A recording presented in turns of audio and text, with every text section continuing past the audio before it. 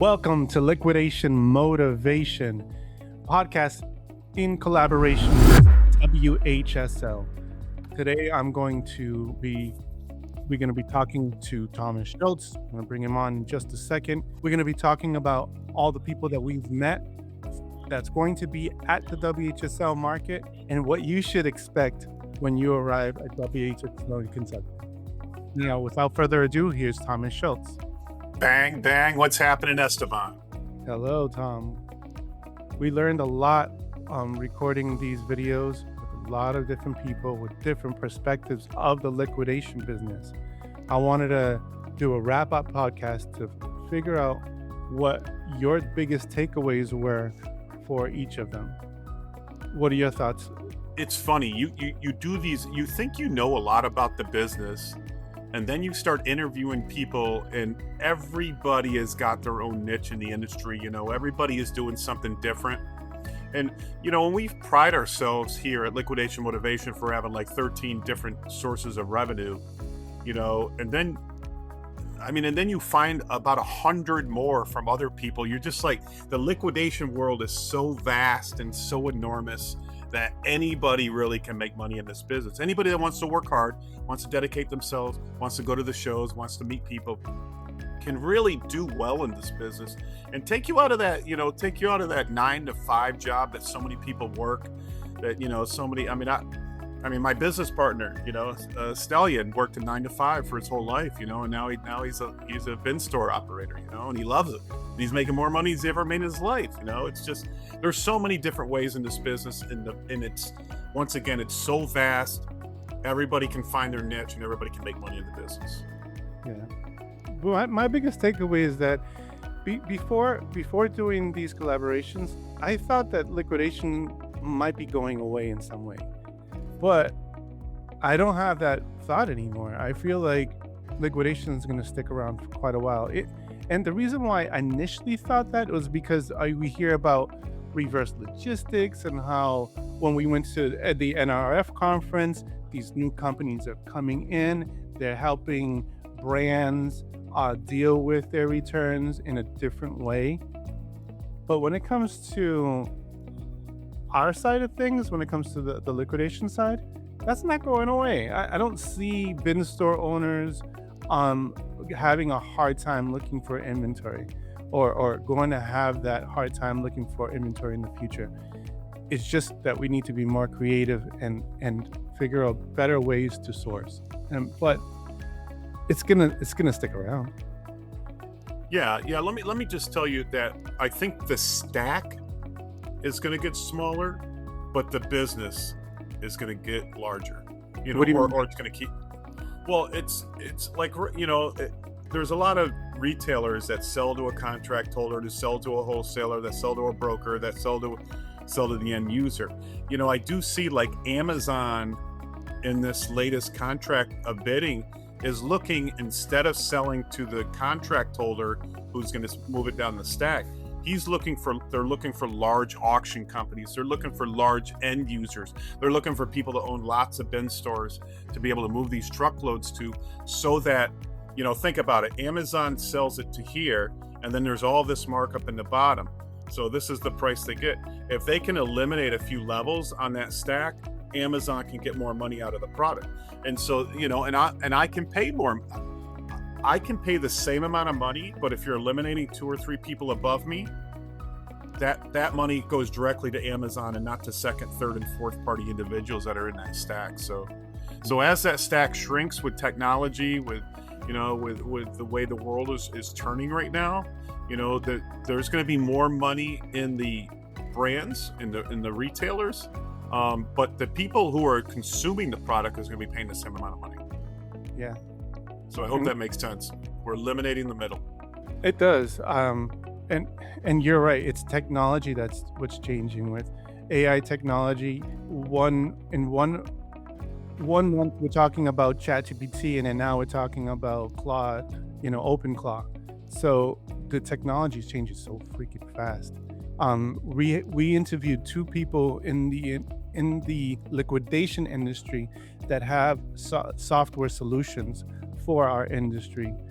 Should we go into talking about a few of them? Yeah, let's go. All right. So the first one that I want to talk to you about is Curtis Grieve of Liquidator. What were your biggest takeaways from having that conversation with him? Well, I mean, talking about being revolutionary in this industry. I mean, for a small monthly fee to sign up for his product, I can now analyze every single manifest that comes across my desk. And not only will it'll analyze it for the latest trends, for the latest sales data, the latest, everything, all the information that you need that I'm normally doing. I mean, think about my process in the past. I get a manifest, I take the most expensive items on there, and then I look it up. I pull it up. I look at the sales data. I look at everything is automated times 10,000, every item on the list. It's just such a revolutionary game changer in the industry. The software is just, I mean, there'll be no more guessing because, I mean, I might be wrong about this, but I feel like there's a lot of people out there that manipulate the manifests. And if somebody's manipulating the manifest, that means they're taking more money out of my pocket that I can't make, and then I can't pay my employees, my rents, my everything, And this software will solve that. Plus, it'll give you all the data you need to know for sales. Like, hey, this item is trending at $100, And so you might think you're only going to get 30 or 40 or 50% out of a returned product, but the data shows you might be able to get 60 or 70%. And you keep doing that over and over again. You're going to improve your margins. You're going to be able to. You're just going to be able to put more money to the bottom line. So his software is. I'm so excited to get started with it. I'm so excited to try it. So if he delivers on those promises that he talked about in the interview, man, they have just taken so much of the crap out of the industry. It just super excites me. Yeah. The biggest takeaway that he says he wants us to walk away with is that we don't want to guess anymore. We shouldn't have to guess anymore. And what took an entire day before can take what he said 4 minutes, something like that. Yeah. So, that was it. No, we've done it.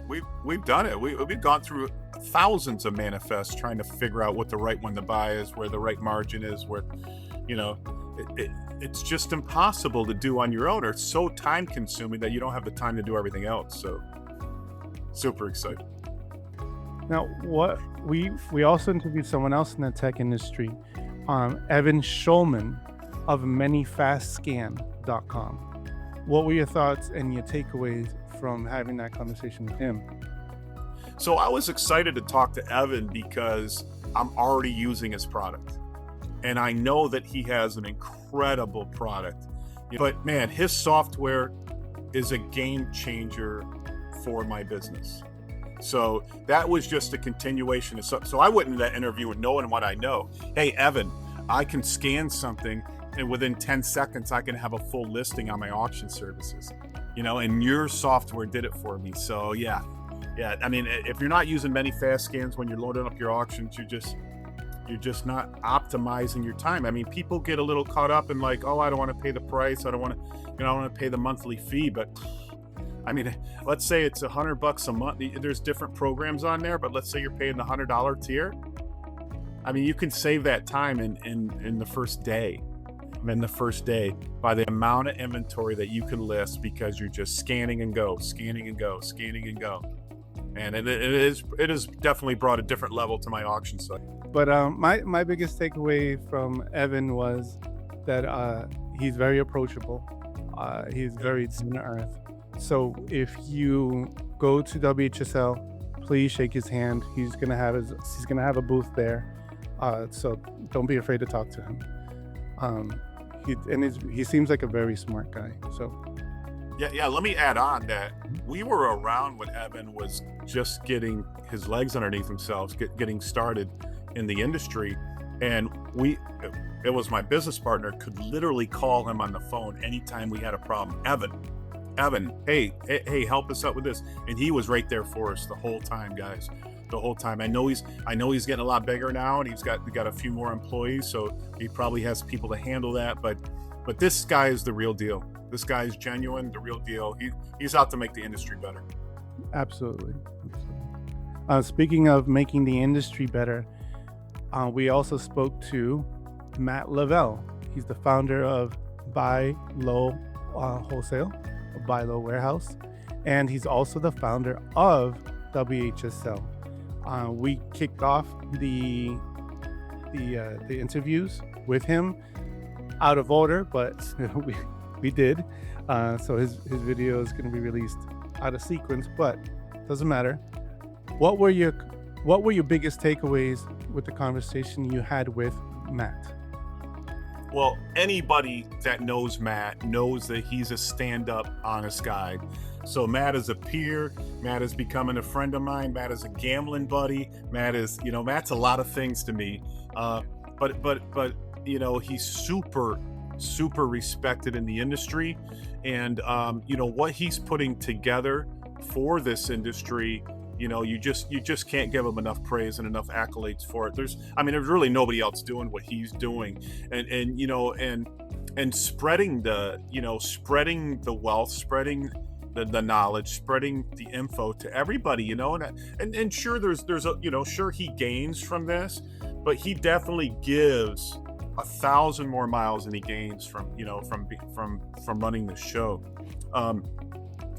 Matt is revolutionary, and he's changing the game, and I know he has a lot of new things planned. So there's nobody could ever get me to say anything bad about Matt. He's a fantastic guy. I love him. And what he does in Kentucky is incredible. And I'm just super happy to be, to have a small role in this and to be part of the team there. Yeah. My biggest takeaway is that I love that he put together a code of ethics for all the vendors and all the exhibitors that's going to be at WHSL. What are your thoughts on the code of ethics? No, I think this industry is lacking a code of ethics, and really, if you don't sign that, or if you don't live your life by that code, then you really don't have any room to be in this business. And it'll only be a matter of time before you get flushed out. It's only a matter of time. The honest, the real, the true people in this business always rise to the top.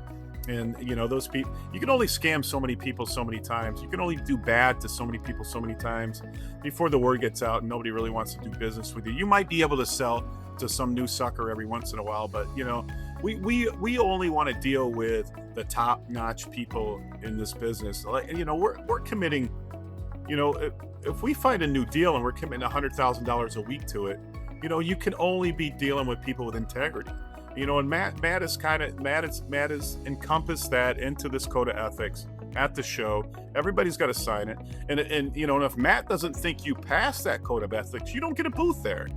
You don't get to show there if you don't have a proven track record. So let's say that you just started in this business. You're not getting a booth at WHSL. You're not getting a booth because you haven't passed the time test of being trusted in this business. And that's super important to the thousands of people that are going to show up there, and get to meet all these great vendors, tech guys. There's going to be everything there. Yeah, and if you break that code of ethics, you are no longer part of WHSL. You're never going to be invited again. That's what Damien told us. Let's talk about Damien, because we also interviewed Damien Pollock of Archer Logistics. Yeah, let me just explain that. I've been in this business a long time, and I think I know a lot about this business. But then when I interview people like Matt and Damien, and they take it to the next level of intellectual, capabilities and thought patterns, and I'm going to tell you, both of those interviews, Damien and Matt, I literally sat there, and I think at the end of both speeches, I'm like, I think I just learned a masterclass right there in that 10-minute rant that you went on. These guys are so incredibly knowledgeable about the business, and Damien being a young gun, and not only are they knowledgeable, but they're approachable, right? Yeah. They're never gonna say, no, I don't have time for you. These guys are some of the greatest people in the world, where I can deal with them all day long, and then I definitely want to have a beer with them at the end of the show. I mean, they're just great guys with so much knowledge above and beyond. I buy and sell shit for a living. These guys are the intellectual thought leaders of the industry. They really are. They really are. That's a great wording for them. Intellectual thought leaders of the industry. And I agree with you.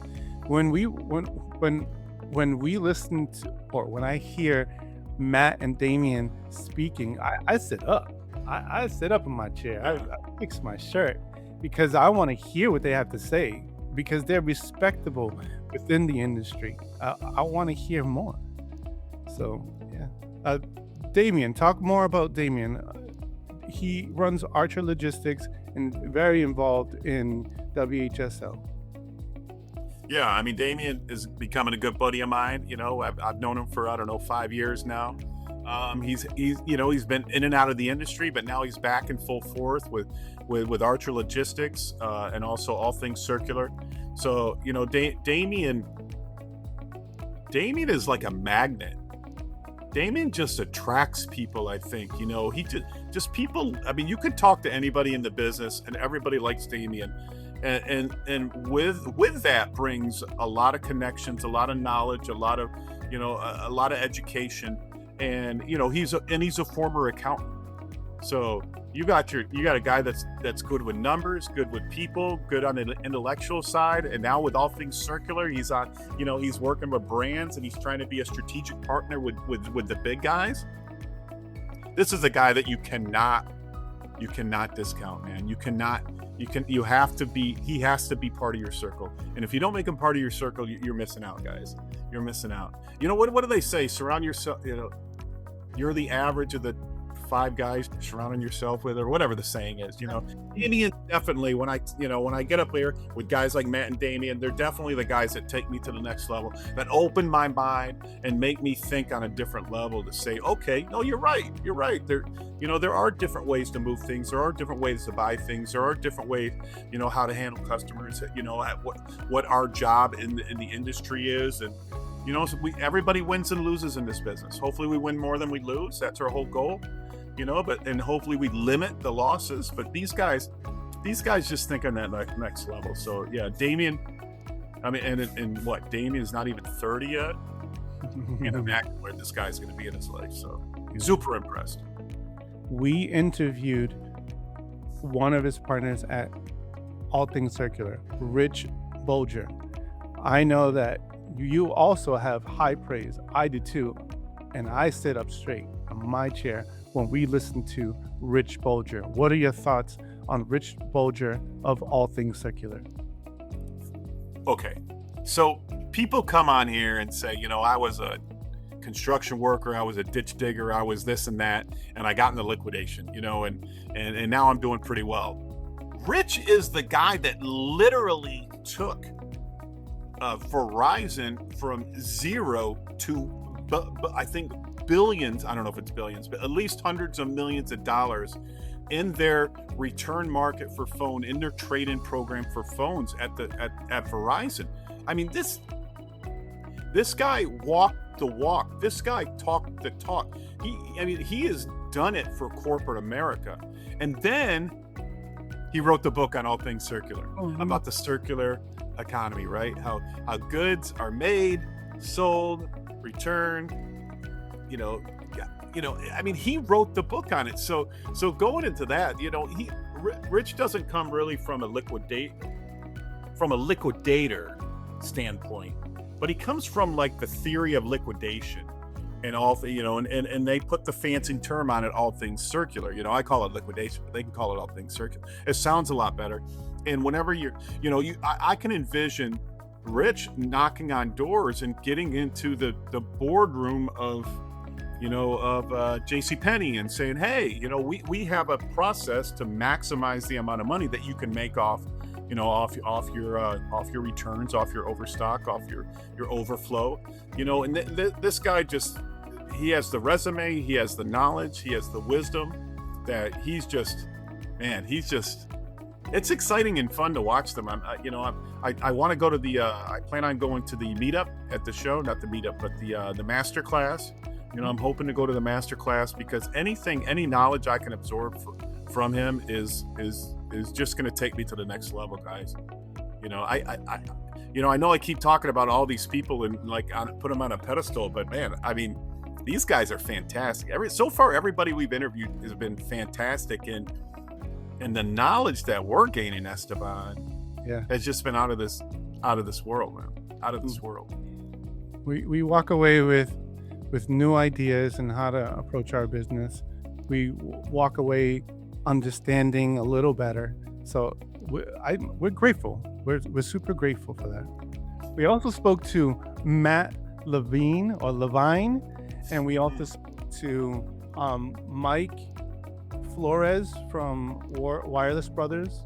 We also spoke to Shivang Maheshwar from Commerce Central.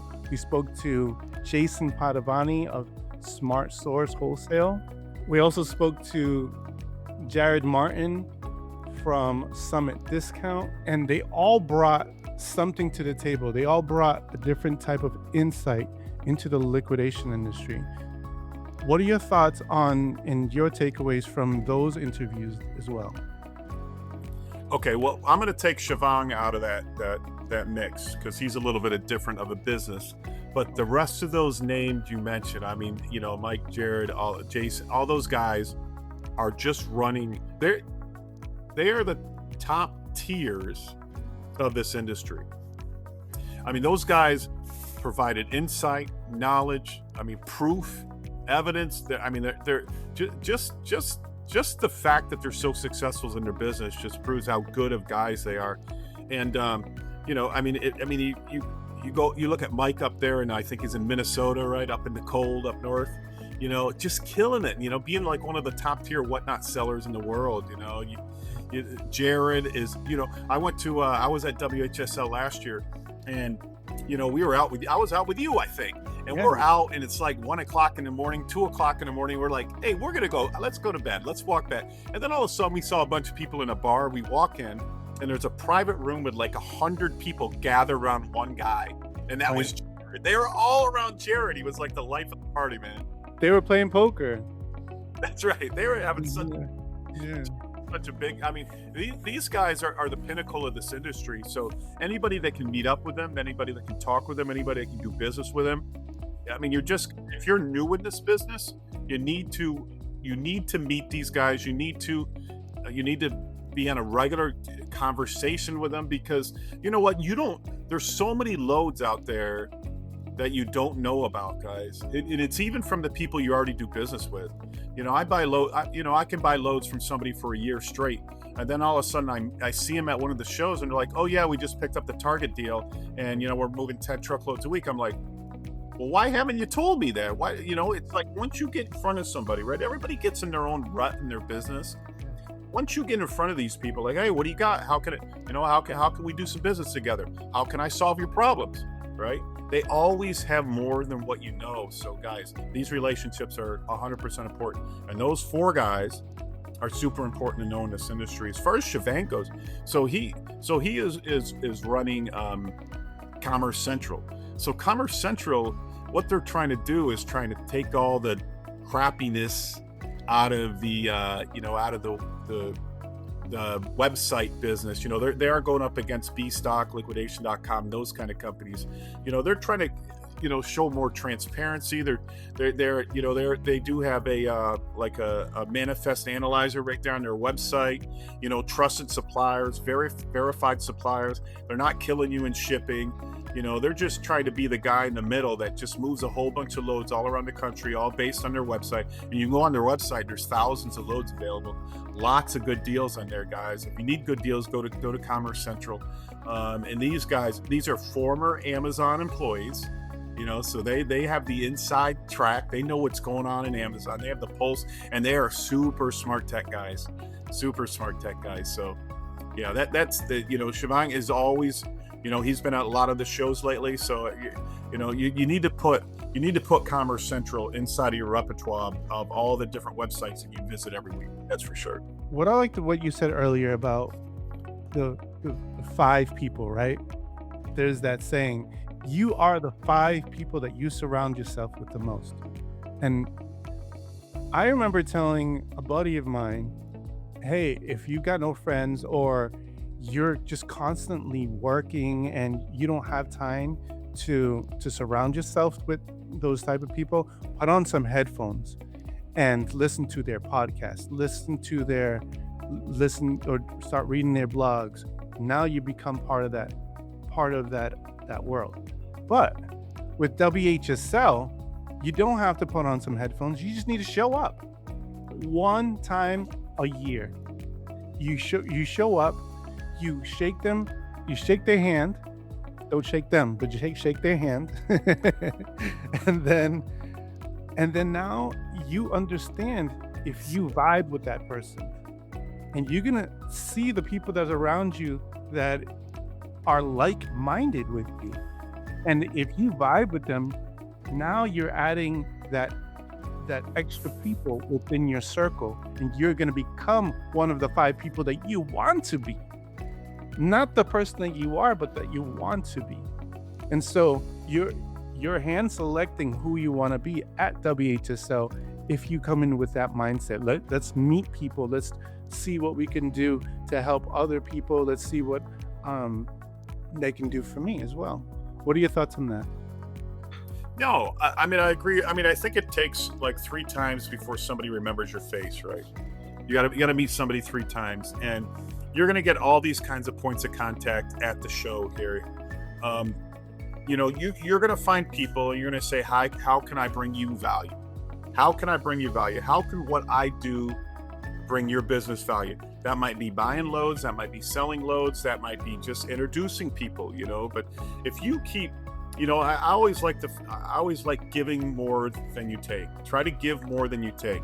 Give out advice. Give out, talk to people. Give them advice. Give them opinions. Give them, we pass on more deals than we take. If we don't own a load, we don't sell the load.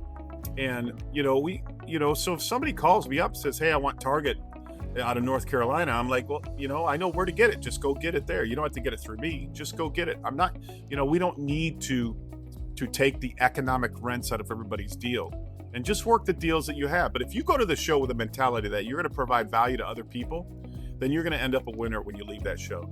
If you're going to go to the show thinking you're going to suck everybody's value out, you're going to lose, because you might be able to do something once or twice, but that's not sustainable. It's not life-changing money, man. And I'm telling you, in this business, you can make life-changing money. Life-changing money. Yeah, absolutely. I want to talk to you about the meetups. I know that's your favorite part, because we go gambling, we go drinking, or we'll play poker with Jared. But I want to talk to you about that time we saw Jared playing poker. They were finished, but they were still there. They were all chatting.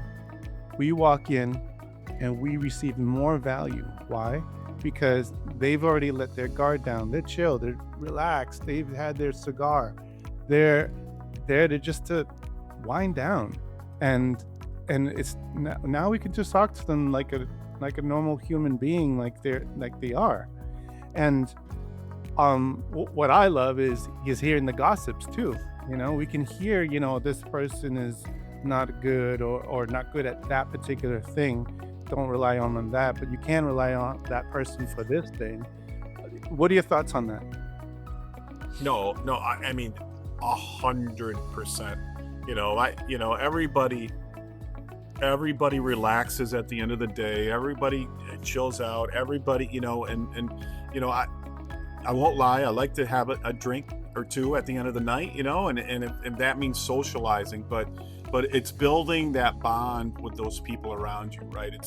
Think about how, Jared owned that room with 10 or 20 people in it, and they were, I don't want to say eating out of his hands, but they loved the guy, man. He's just such a big personality, And if you can, how many deals did he get done just by being there that night? I mean, it could be unlimited, man. It could be unlimited, which speaks miles for him. So everybody needs to get, I don't know how, the people that are like, oh, the show's over, I'm going to go do a whiskey tour.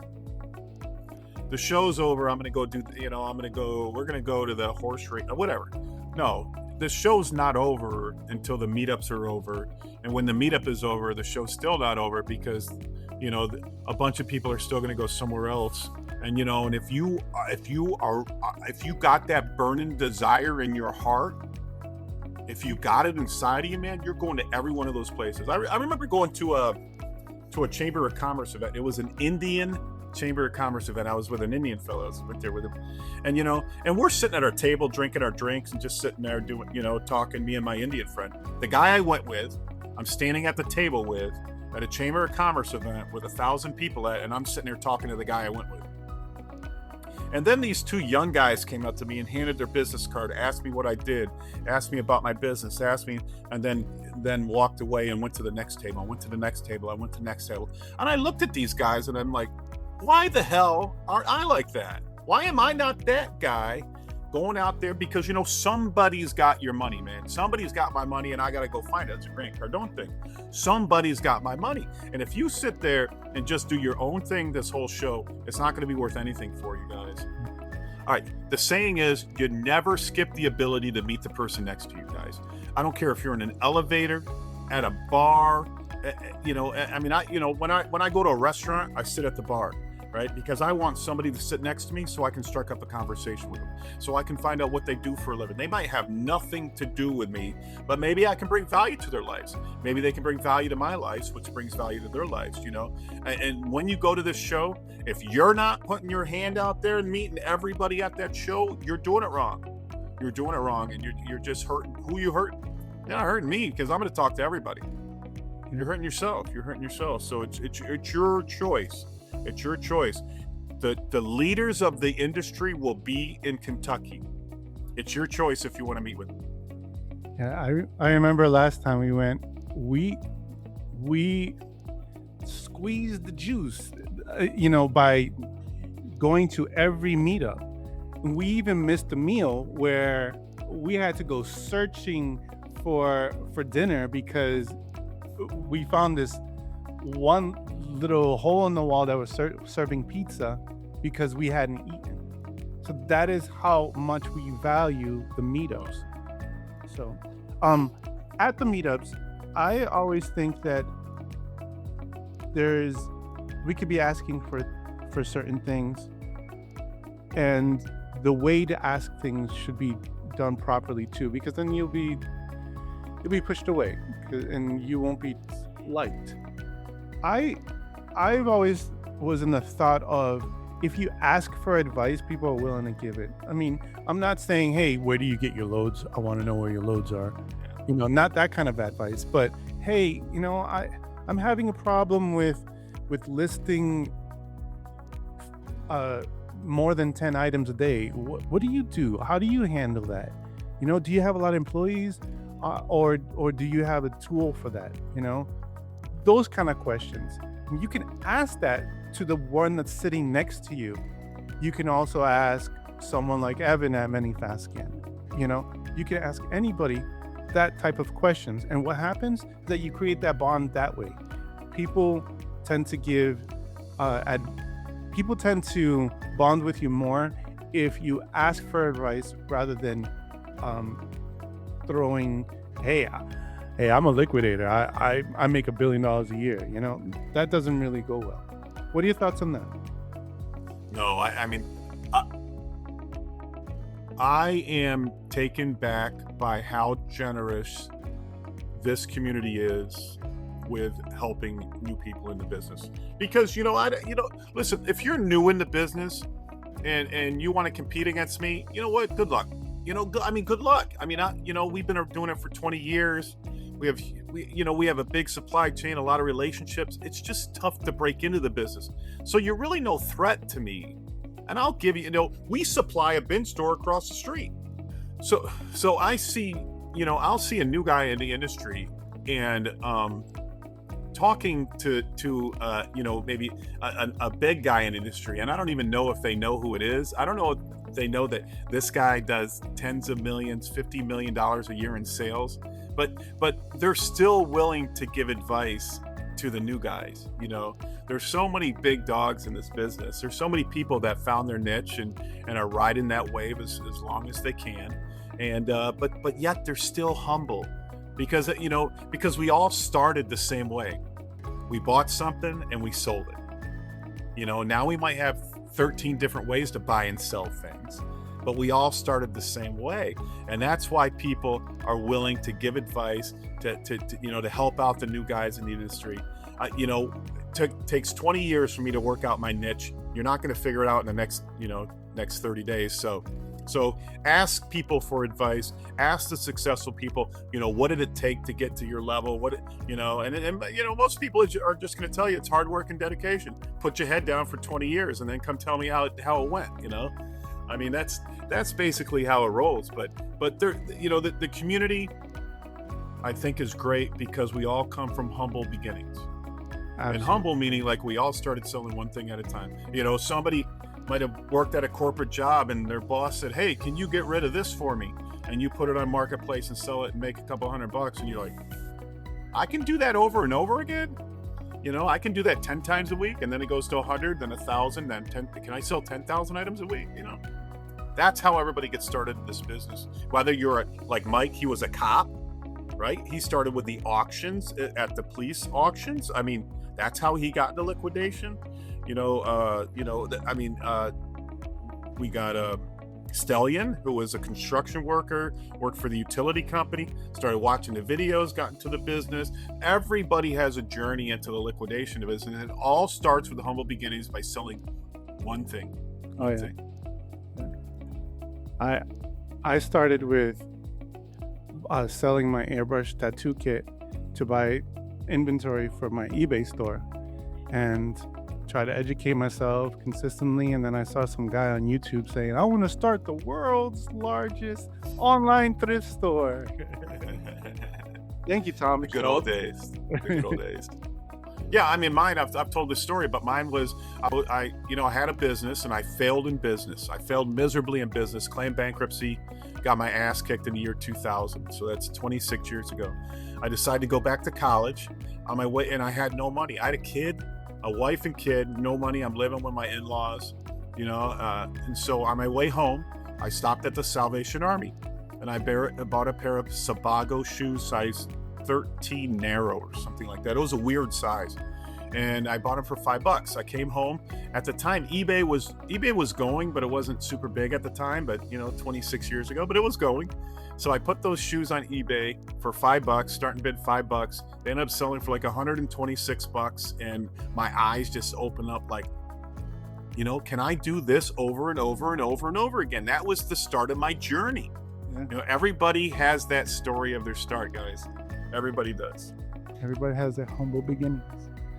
Yeah. So at WHSL, the biggest question that we should also be asking is, what problems can I solve for you? So we're not necessarily going to be asking that question, but we're going to be doing a lot of listening, and we're going to see what those kind of problems they might have and see what we can do to solve it.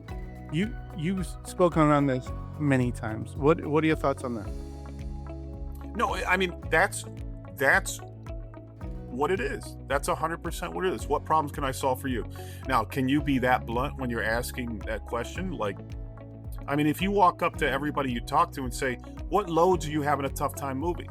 Or what loads are you having a tough time finding? And you try to find the problems in the business, and then you try to match up a buyer or seller, or you try to find those matches. That's where a lot of money can be made, is in the middle, and you don't have to be greedy when you're making money in the middle. You can be, I deal with a lot of people that find me loads and charge me $500 a load, and I am happy to pay that.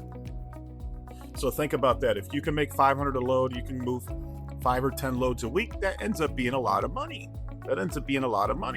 So you this show as a catalyst to try to do that. What are you having a tough time getting? What are you having a tough time moving? How do I figure it out? How do I put two people together? And that's why you have to give. You have to solve their problems. I mean, think about it. If I have a load, I'm buying 5 truckloads a week of whatever, and I have no problem selling it. What do I need you for? I don't need you for anything. Mm-hmm. But if I'm also buying, let's say a Amazon large load that nobody ever wants, that's what I need your help in. So you get your foot in the door by moving those hard to move loads for people. You find buyers. I mean, you try to figure out, is it a good value? Can people make money on it? And can you solve their problems? And when you get the problem solving business in liquidation, that's when you can excel to the top, because every once in a while you're going to find one of those good deals that are just good deals. Put out people's fires, and you can grow your business, and you can be having a boost at the next WHSL, because you have so many loads that you need to move. You need to bring in more customers. So I always say, be a person, or be of mindset of a servitude mindset. Walk in there with that, not, oh, what can I get out of this? It's more about, what can I do for other people? The other thing too is, I like to give the advice: collect more business cards than distributing them. And this ties into the follow-up in any networking event. I want to be able to give my business cards, but I want to collect them more. Why? Because if we can collect those business cards, now we have a database. We have people that we can follow up with, talk to after the show, and continue those bonds. You said it yourself. It takes 3 times of interactions with that person so they can know, like, and trust you. What are your thoughts on that? No, I mean, I remember the early days of the show when we were just kind of, 5 years ago, well, of the other trade shows, going there, collecting all the business cards, throwing them in your car, and then forgetting where you put them. And then it's like, what kind of value did I get out of that show? There's all these people that I could have followed up with, and everybody is an opportunity. Everybody's an opportunity. So the follow up is more important, or as important as the meetup.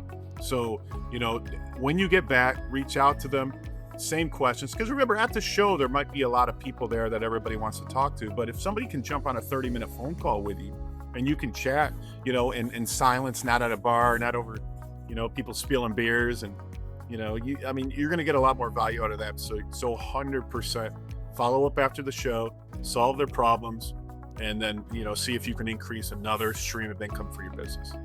Absolutely. And yeah, when you have those contact information, you can ask for more intimate or more personal and more personalized questions. And that's more private, in more private settings.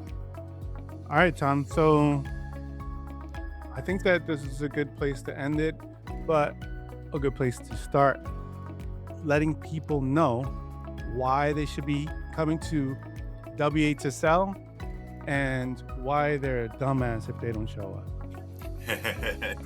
I don't know if I want to call anybody a dumbass, but listen. I'll do it. You might have to get a hotel room. You might have to pay for a few meals. It's free to get into. And where else can you get free business like this, guys, where you get face-to-face with someone? There is nothing like the human interaction that you're going to get here. You're not going to get it over Facebook. Nobody's going to take you seriously. Nobody's going to care. You got to be at these shows. You got to meet the people, because you know what? If you don't want to make the money, I'm going to make the money. I'm going to go find the deals. I'm going to search, and I got 5 people in my team going there to search for these deals, guys. So you have to go, you have to be there, you have to find the deals. And this is the best place on the planet. I don't care about any other trade shows. Everybody's aggregated into one place, number one. Number two, there's nowhere else to go, right? It's not like Vegas where everybody can go different directions. Everybody goes down to the same strip at the end of the night. So there'll be the thousands of people at the show will be at the thousands of people will be on the strip, and you need to talk to everybody you can there. It's free. It's free to get in, guys, and you can keep waiting, and we will keep going. It's your choice, guys. It's your choice. If you want to meet up, meet us at the show. Meet us at the meetups at the end. If you want to buy me a beer, I'll be happy to drink it with you. We can talk business. We can talk shop. I can point you in the right direction. Just tell me, like, hey, I really need this load. I'm really searching for this load. I'm just gonna go talk to that guy right there. He's got that load. Or I really need this advice. Well, go talk to that tech guy right there. He can help you out with it. We're going to be able to show you everybody that you need to meet in this industry in one place. I've done that. Where are you from? Oh, you're from Ohio? Hey, have you met Ben? Who's Ben? Yeah, he's right there. That guy right there. Let me introduce you. And that's what I mean by being a person of servitude too. Like hey, it could just be that simple. It doesn't mean like you have to buy $1,000 worth of inventory, or I think you spend a little bit more than $1,000, Tom. But you get my point is that we could just be a person of servitude and say, hey, that guy right there, he lives in your neck of the woods. You should meet him. Let me introduce you to Ben. Yeah, 100%. We're willing to do that. So you guys, if you want to know who to meet with, get a hold of me at Esteban at the show. Come up and talk to us. Sometimes the lines gets a little long to talk, but we don't, it's kind of limited at the shows, but do the introduction, get to know us. We'll be happy to point you in the right direction, guys. But the only bad thing you can do is not show up. It's the only bad thing you can do. Absolutely. All right. Well, thanks, Tom, for helping me wrap this series up for WHSL collaboration with Liquidation Motivation. We are going to continue making Liquidation Motivation live videos every Tuesday at 11 a.m. on Tuesdays. If you want to show up on one of our lives, please email us at liquidationmotivation@gmail.com. I'll see that email and I'll send you an invite and put you on our schedule. All right, so guys, please meet us at WHSL Market, April 20th to the 22nd. Yes, I said 20th because of all things circular. All right, so, and this is going to be in Louisville, Kentucky. Tom, do you have any words? All I got to say is I'll see you at the show.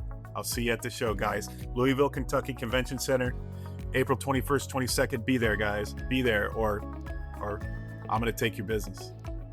I like it. Now go out there and make some money. Go out there and make some money. All right.